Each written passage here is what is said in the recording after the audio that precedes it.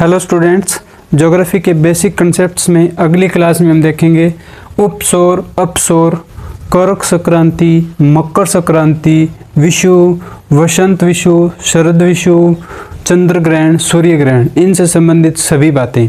तो आइए शुरू करते हैं। सबसे पहले अपसौर।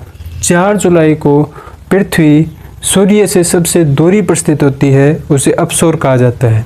इस समय पृथ्वी पर 7% कम सूर्य का प्रकाश या सूर्य की किरणें उष्मा 7% कम प्राप्त हो रही होती है। ये घटना 4 जुलाई को घटित होती है। क्योंकि पृथ्वी दीर्घवृत्ताकार चक्कर में अपने सूर्य के चारों ओर परिक्रमा करती है, इस कारण एक समय आता है जब पृथ्वी सूर्य के नज़दीक होती है। ऐसा 3 जनवरी को होता है।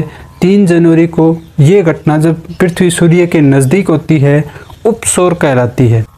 इस समय पृथ्वी 7% ज़्यादा उष्मा प्राप्त करती है, सूर्य किरणें प्राप्त करती है। करक संक्रांति। 21 जून को करक संक्रांति होती है।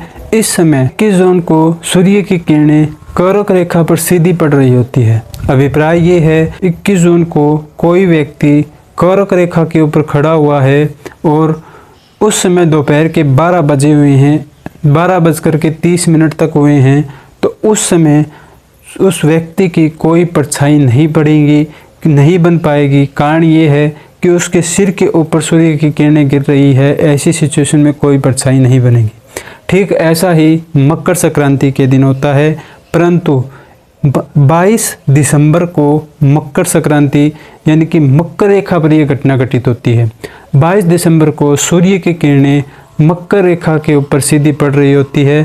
इस समय यानी 22 दिसंबर को यदि कोई व्यक्ति मकर रेखा पर दोपहर के 12 बजे खड़ा होता है तो उसकी कोई परछाई नहीं बनेगी, क्योंकि इस समय मकर रेखा पर सबसे ज़्यादा प्रकाश आ रहा होता है सूर्य का और सीधा सर के ऊपर व्यक्ति के पड़ेगा जो मकर रेखा के ऊपर खड़ा होगा।